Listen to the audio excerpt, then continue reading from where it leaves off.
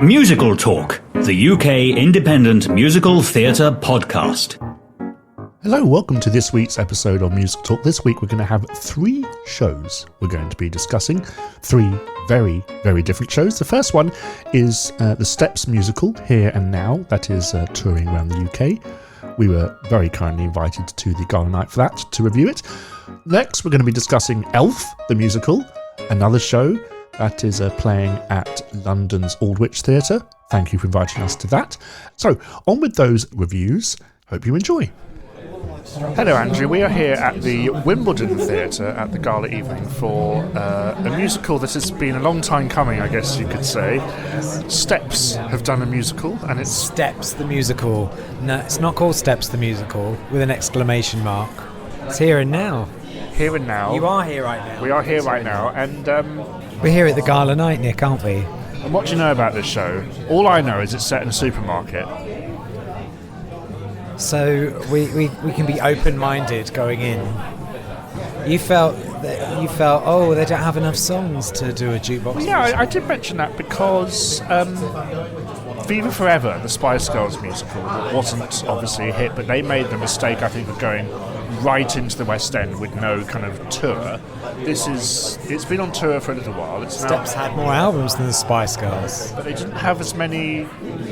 I can still only name 2 Steps songs, which are Tragedy, which isn't even a song by Steps originally. It was the Bee Gees. Yes. And 5, 6, 7, 8.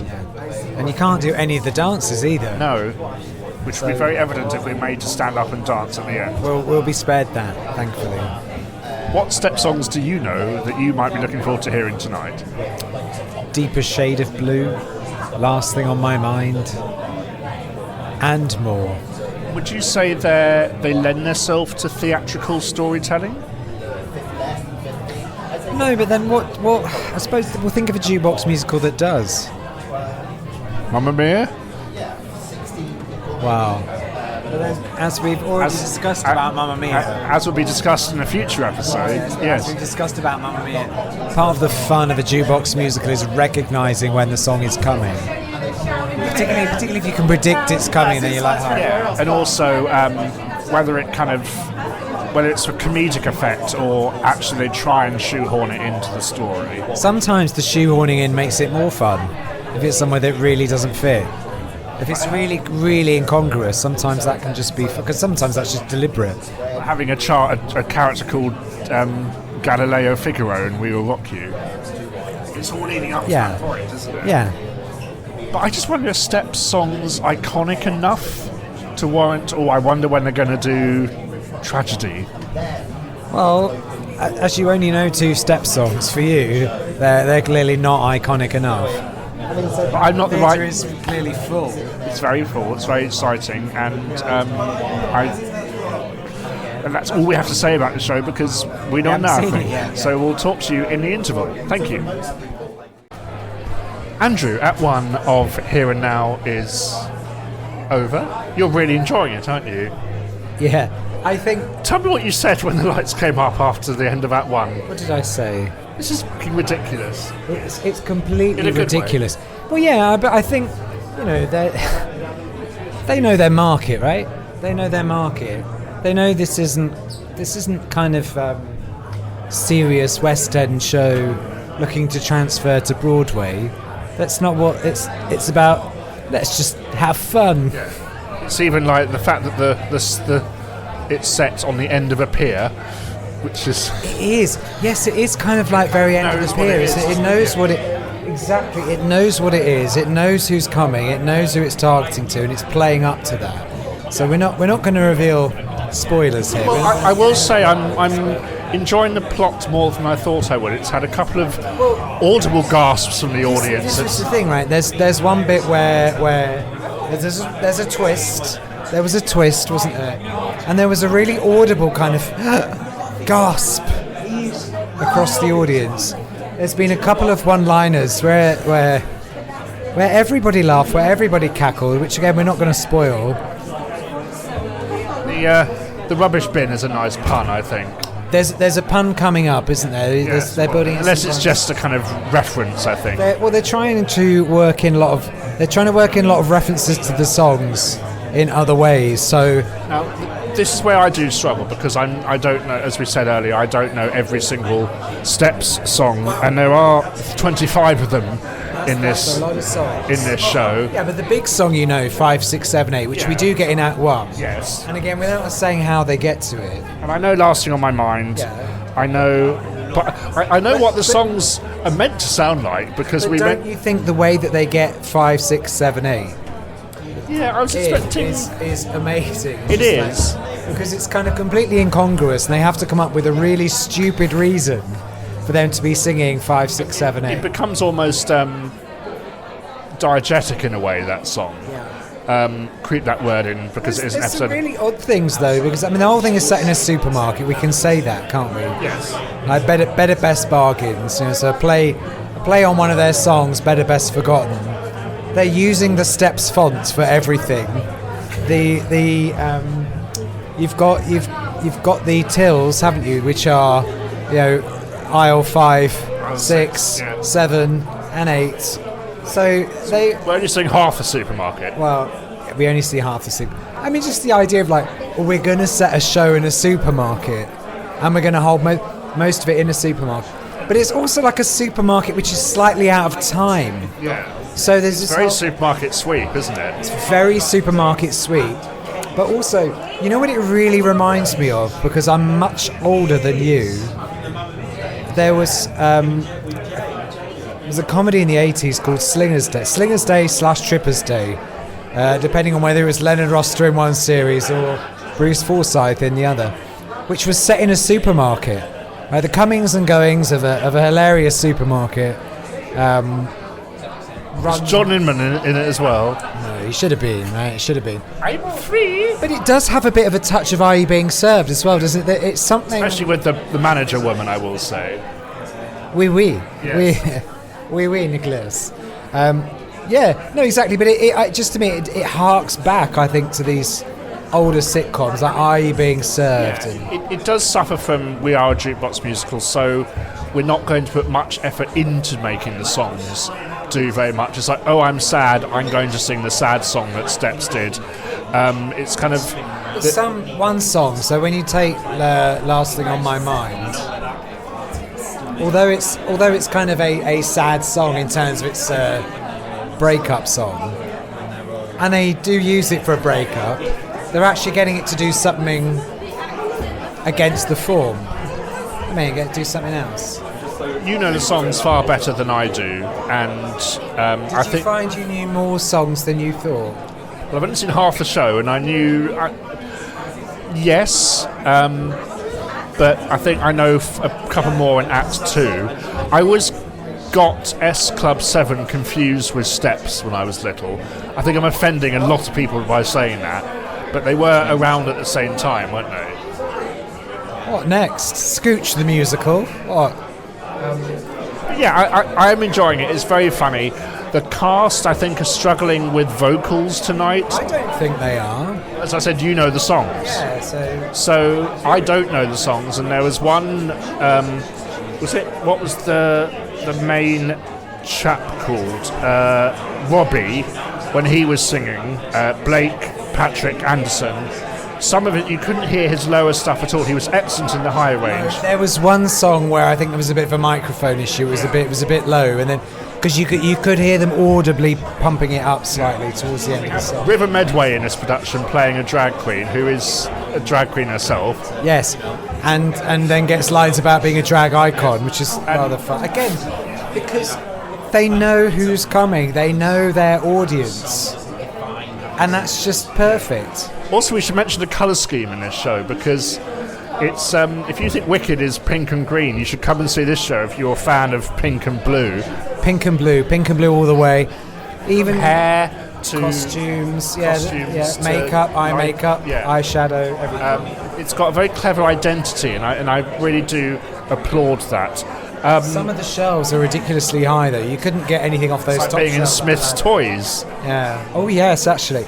Yes, actually, some of Smith's Toys, their shelves are that high. Nobody sings in their aisles, though. But yes, what were some of the gags you did like? I'm sure you can reveal them. It won't reveal too much. We're not gonna spoil any gags, but there was one about there was a gay joke about a traffic light. That's all we can say. Yes, that was excellent. That joke. Worth seeing for that joke alone, I think. But yeah, we're having a wonderful time here right now. And now, put it this way: this isn't going to be. It's not going to be on NT Live. It's not a West End show. And that's I will say the last two shows I've seen, including this one, have been touring productions, and they're very impressive. Yeah. It's nice to see that we could be in a West End theatre now, for all we know. Wimbledon has the size of a West End theatre. It certainly has production value tonight, and it has the cast calibre. And I think now, as there should be, there's a very fine line between West End quality and touring quality. Well, I think the West End is they're generally going to want something which is has a more international appeal, whereas this just has absolutely zero national appeal. It's meant for a UK audience. Are Steps known in the States? I don't know. I'm not American.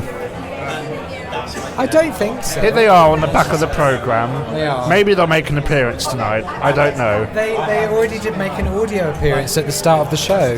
Okay, that was them, was it? Yeah. But yeah, really enjoying it.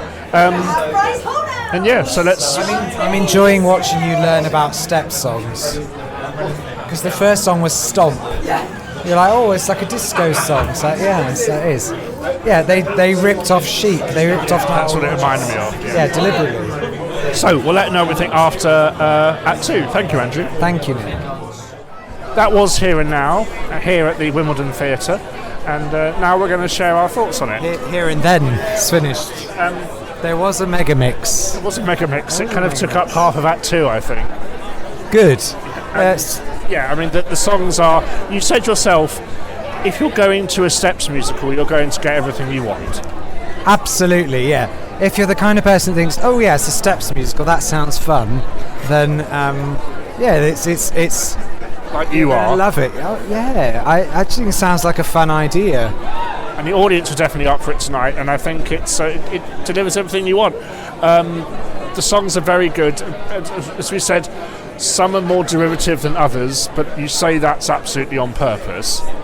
Especially the one for the broken-hearted, or whatever it was. What was it? Well, no, I challenged you to see if you could guess in the second act which song was written by Bjorn and Benny of ABBA. All of them, I think. You kind of felt it could have been a few of them, and yes. you didn't actually get the right one, where it's fine, but that in itself should tell you something about the songs of Steps and kind of what they were going for. Very European-style pop songs, aren't they? And it kind of shows in the quality of the writing. They're very, very good. I think you've got to think about the fact this is exactly like Steps in the sense of it doesn't take itself at all seriously, which is good. You wouldn't want a show that was Ibsen or something, would you, set to Steps? That would be quite hilarious, but well, you it's still Faust, isn't it, tonight? It's Faust, yes. If you want to look at classical allusions, there's a lot of Faust in there. It's got a Shakespearean ending in the sense of all the kind of the different couples issues are resolved, and happy ending for everybody. Happy ending for everybody. Find your own spoilers. Happy ending. Yes, take a chance on a happy ending. And it's very, very enjoyable. Here and Now is playing Here and Now right around the country. Andrew, thank you for joining us. And you said you'll see it again, wouldn't you? Oh yes, I'd go again. Yeah, I really enjoyed it. I did. Thank you. Andrew and me there reviewing Here and Now, the Steps musical. To find out more information about the tour, visit thestepsmusical.com. Now we're going to be introducing a new voice to the podcast. My friend Emily and I went to see Elf, the musical, at the Aldwych Theatre. So here's what we had to say about that production. Welcoming a new voice to Musical Talk, it's my friend Emily. Hello, Emily. Hello. How are you? Good, how are you? Very well, thank you. We are going to see Elf, the musical, tonight. A show that I've listened to the cast recording a couple of times. I like the film. Very interested to see the musical. It's the gala night tonight, so we're off to see that. You've done this show, haven't you? You are a performer of singing and songing and acting and dancing, often at the same time. what's your thoughts on the show, your expectations for tonight?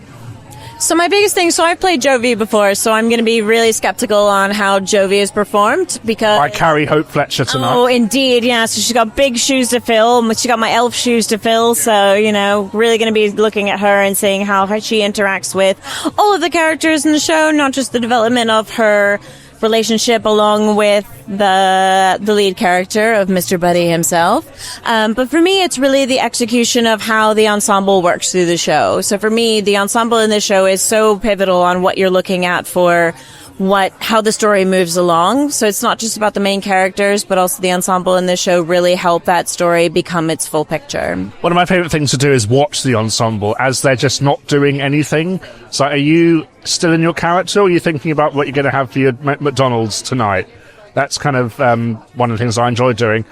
I'm excited to see an old... I know it's a new musical, but it's done in a very retro style, isn't it? Kind of, even though it's set in the now, it's still like a big jazz score, isn't it? Yeah. So you've got those big tap numbers, you've got those other big jazz hand things going on in the score. So you got that really good balance of, we're in the now, but also we're going to give you that good old school musical theatre. So we'll see how they play that off tonight. So looking forward to that. We'll share our thoughts maybe when we get in the theatre, but certainly in the interval. Emily, thank you so much. Of course. So we're queuing to get our drinks, but it's rather long queue, so Emily and I thought we'd have a chat about the show. I really like it. I've never seen it before. I know the film, obviously, but it's not one of my perennial Christmas classics. The songs are excellent. The pacing is excellent. It's a very strong classic American musical comedy, isn't it? Yeah, it really is. And the ensemble, the dancers are absolutely gorgeous. They're doing a brilliant job up there. Ali Jones playing Mr. Hobbs is excellent, and he got the biggest kind of entrance applause, didn't he? He's a kind of... look up the Snowman and you'll find out who Ali Jones is. But it's just a really joyous show, isn't it? And I will say the end of Act 1 is a bit weak, I thought, considering the strength of everything else. Yeah, it definitely is. Like, going into a solo number at the end of the first act kind of just leaves you not necessarily thinking it's going to be the end of the act and not wanting you to get back in your seats for Act 2. But it's still a really strong show, and the score is absolutely stunning. And very old-fashioned, as we said at the beginning, so it's nice to kind of see a show that isn't written by a pop singer or pop songwriter. As like the other show we have in this episode, the Steps musical, where nothing rhymes properly. It's nice to kind of sit back and relax on a show. Yes, everything is going to rhyme, everything is going to scan perfectly. It's very refreshing, ironically, even though it's quite old-fashioned. Yeah, it's absolutely gorgeous of the score, and it really loves hearing those vocals where you just got those clear, beautiful tones rather than having a riff every 4 seconds. You can understand what's happening in the story through song, which is gorgeous. I felt the ice skating scene could have done with about 25 different more ensemble members, because you only had about 6 people. I guess it's meant to be a much bigger moment, isn't it? Yeah, exactly. And that, and a lot of the staging, there's got a lot of blank space. So it almost feels, I don't want to say Amdram, but you've got a big black blank stage with a projection on the background, but you're really missing that full feeling of when you're in New York City, that busy feeling of having the ensemble on stage, all the people around. Like you said, with the skating scene, you've got 5 extra ensemble members, which are feeling that skate scene, but at the same time, you don't get that busy, high-energy feeling like you get in New York City. We had it in the first New York scene, though, didn't we, when he arrived? Yeah, exactly. So it's odd they couldn't replicate that for the ice skating scene. No, it's a shame. But it's still a beautiful show. Makes me feel quite festive, especially in this gorgeous theatre. Oh, absolutely stunning. And it seems like she got a facelift recently. She's very clean. She's very new. What a stunning place. And also brilliant. All the bars are very decorated for the holiday season, so great for taking holiday photos as well. Matches the show. And, it does. You've had your photo taken for their social media, haven't you? So many. Whether it'll appear or not, we don't know. But it's absolutely excellent, and I look forward to Act 2. We'll talk about it more after the show's ended, Emily. Thank you. Definitely will. So Elf Act 2 is over. We're in a lovely bar next to the theatre where you work, Emily, which is very sweet. I really, really enjoyed this show. I kind of went in knowing what to expect, but it was still charming and touches all the right emotional hit points. It's very American. You do Christmas so much better than we do. I disagree. But it kind of has some nice surprises in the in the story. For those of you who don't know what the story of Elf is, remind us, Emily. So the story of Elf is of Buddy the Elf. So it's Story of Buddy the Elf. So it's about Buddy the Elf, who's brought up around Santa Claus in the North Pole, raised by elves, and then finds out he's actually a human. Surprise! And then he travels to New York to meet his father, and the plot ensues. And of course, in all good American musicals, there's a happy ending. And it's very saccharine, very sweet, but it has kind of moments of brilliance where, for example, all the tired in Act 2, all the tired Father Christmases all end up in a Chinese restaurant. Brilliant. And they're all a bit kind of dejected. There's a nice subplot of no one believing in Santa Claus, so the sleigh can't take off. And surprise, surprise, it does take off. What? And that surprised you, didn't it? It did. It was such a magical moment. I would literally go back just to see the second half of the show again. But what I loved is we actually had a discussion about this before we saw the show. Yeah. Is that usually in Act 2, it's like ballad, ballad, ballad, sad times. But there was a lot of high energy, really good numbers in the second act of the show. As we said, the only ballad really ends Act 1, which is slightly strange. Yeah, it really is. But like, the show just has so much good energy in the second act. It's definitely worth a watch over the season, Carrie Hope Fletcher is in it with a very small part, which I think is a bit odd. Yeah. The woman playing the mother, I last saw in Back to the Future, and she's excellent. She's an American actress. And she and her, I have to give special credit to the kid playing the son. Oh, Michael! He was brilliant. Incredible actor, singer, and that they have a duet in Act 2, which surprised the building didn't collapse, the length of applaud that went on. Yeah, I think that was the largest applause of the entire show. Is that common for that number, or is that particularly special no, that tonight? was particularly special, and I think the magic of it was really coming from that family moment of having like a mother and son really bonding over it, but also two as opposed to a husband and wife on stage together. Yeah, we all have seen that before. We've seen that for decades. But give me a mother-son moment with really good magic and really good feels, and also they're vocally incredible together. Yeah. And what I liked was Father Christmas is in the show, and there's kind of lots of Britishisms added, like mentioning fish and chip shops in Clacton, and I can't get the Sky Sports to record and stuff. It's got lots of kind of stuff that makes it British comedy at the beginning of Act 1 and Act 2, at the end of Act 2. Absolutely. But the songs are so good in this show. The orchestra is so good. So good. And you said when you were doing the show yourself, you it was the score that kept you entertained, wasn't it? Yeah. That's like that classic score, but with a modern story that really like pulls in both your audience that's used to classic musical theatre, but also gives you the vibrancy of what you're going to see in a contemporary audience. Yeah. And it's just an utter joy of a show. It's not at the Aldwych Theatre, which I think it should be. It's at the Aldwych. I'm an old witch. Yeah. It's at the Aldwych Theatre, and it's just a real treat of a show. And thank you very much to them for inviting us. Yes, thank you. And Emily, thank you for joining me and chatting about the show. And we'll have you on again soon, I'm sure. Yes, please. But go and see Elf if you haven't seen it, like I haven't. I was really surprised. Better than the film. Yeah, definitely. I will say I did miss Will Ferrell because no one is Will Ferrell. No. It's such a hard, big shoes to fill, quite literally. Well, he's really tall, so it is big shoes to fill indeed. And really enjoyable. The entire cast were excellent, especially the ensemble. Yeah, the ensemble. Their big kudos. And the Cheswick and Matthews, those guys, beautiful dancing skills. The ensemble made the show. Thank you so much, Emily. We'll have you on soon. Merry Christmas, and thank you so much. Thanks. Thank you for listening to this week's episode of Musical Talk. Do join me for another episode soon, where we will be discussing everything from a long-lost ABBA musical to Victoria Wood's Acorn Antiques. Do join me then. Until then, take care and bye-bye. Thank you for listening to this week's episode of Musical Talk. To find out more about the world of Musical Talk, you can visit our website at musicaltalk.co.uk, where you'll find all our episodes, or you can listen on Spotify, Apple Podcasts, or YouTube. Please follow us on Twitter and Instagram at Musical Talk.